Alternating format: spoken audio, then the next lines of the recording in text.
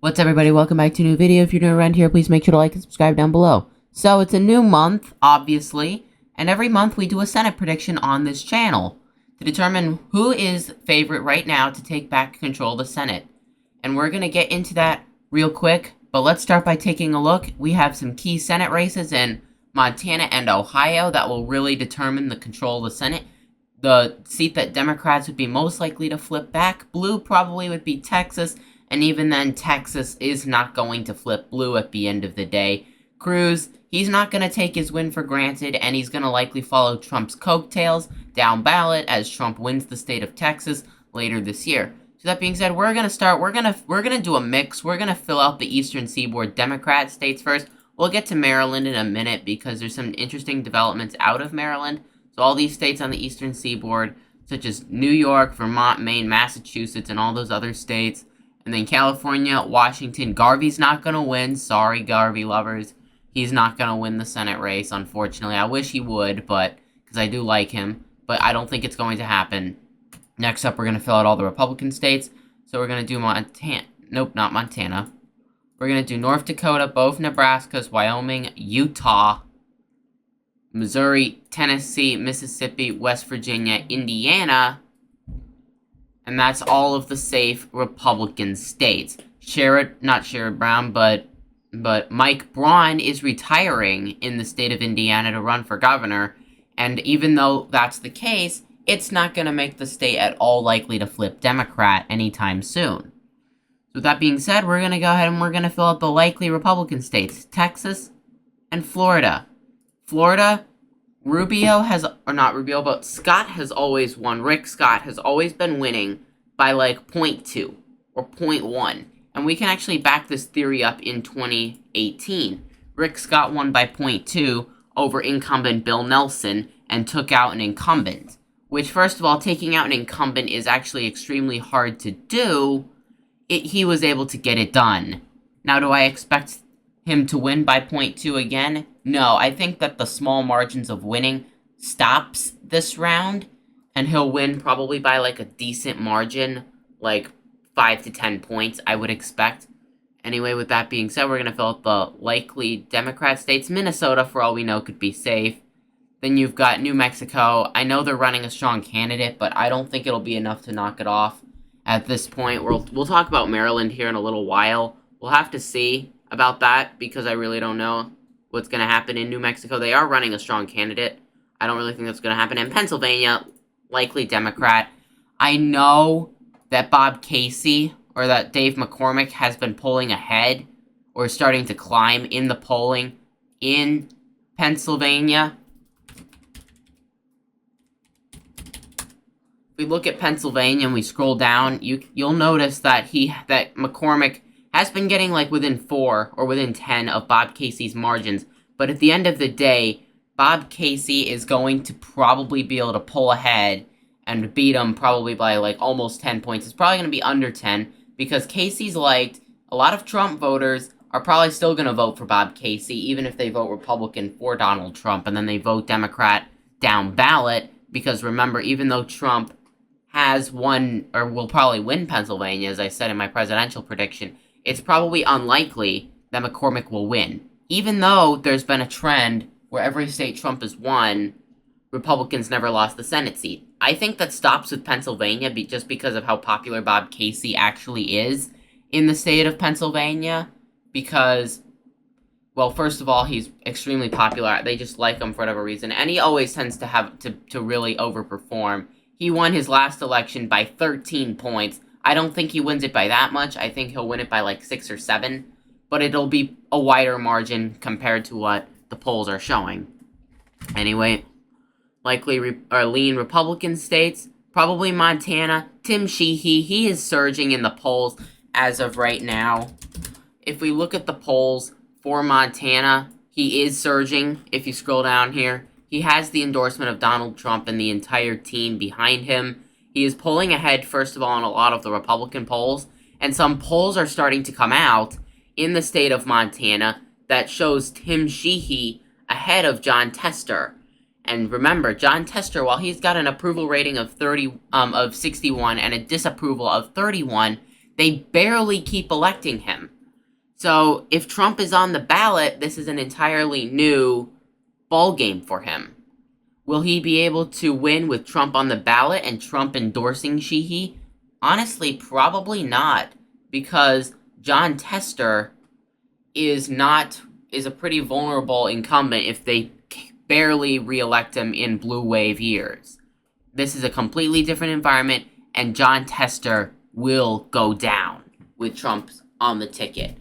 Next up, Ohio. Sherrod Brown, definitely not all that popular. He's kind of underwater for what he is, an incumbent Republican. If we look at the state of Ohio, something interesting is we actually have not had any polls out of the state.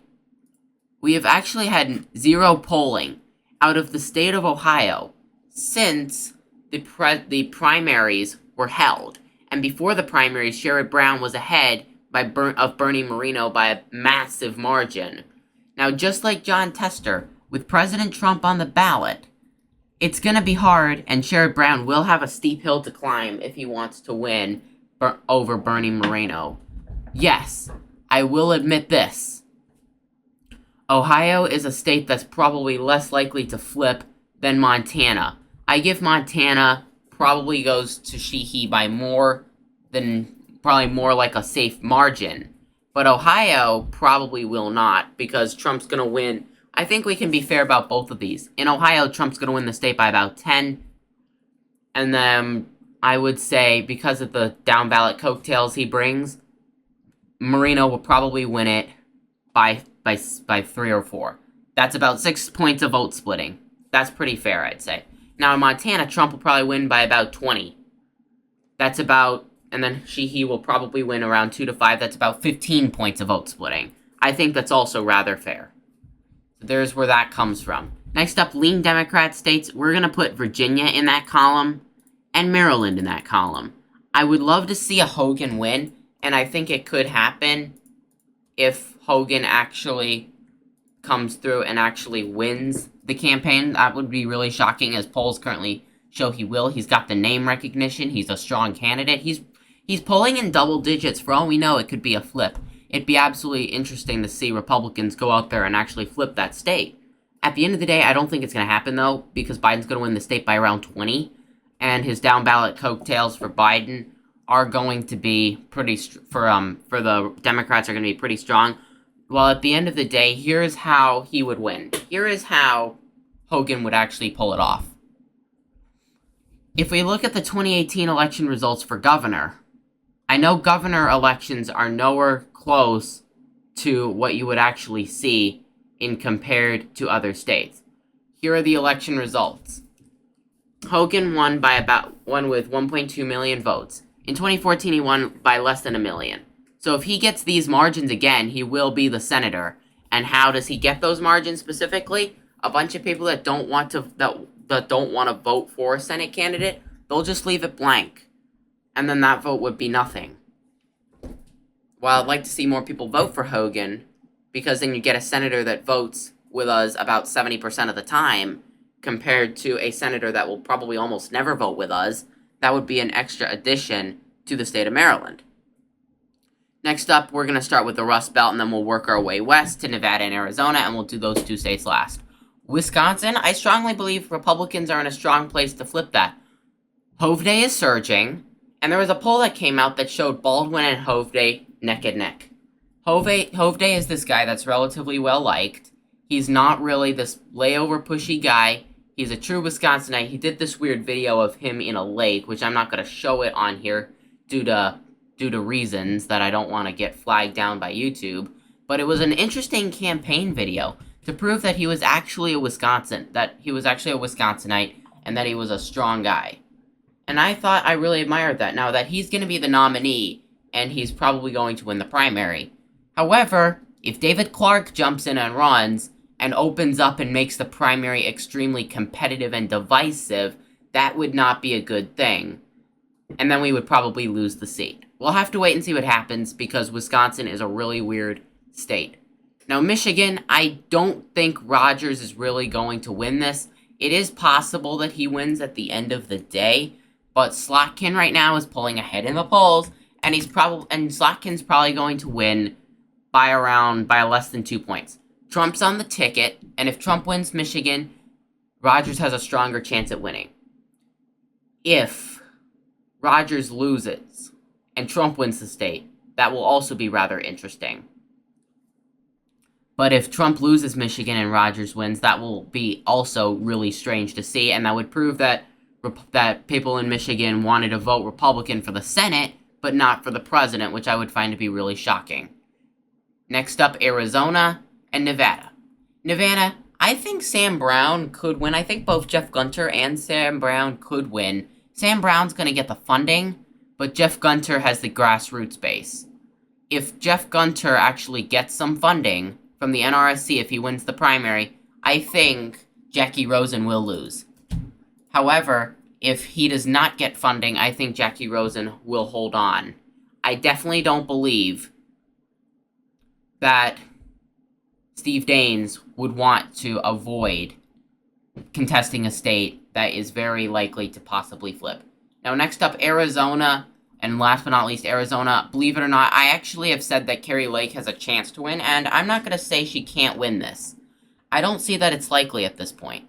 So we're going to give that tilt Democrat, believe it or not. I know I've had that lean Republican in some of my, tilt Republican in my last prediction, but I just don't see, because Gallego is running as a moderate, even though he's not a moderate, and he clearly doesn't want to debate Lake. I saw a video on X that said that Lake challenged him to a debate, but he refused to debate, which that's really just showing his true colors.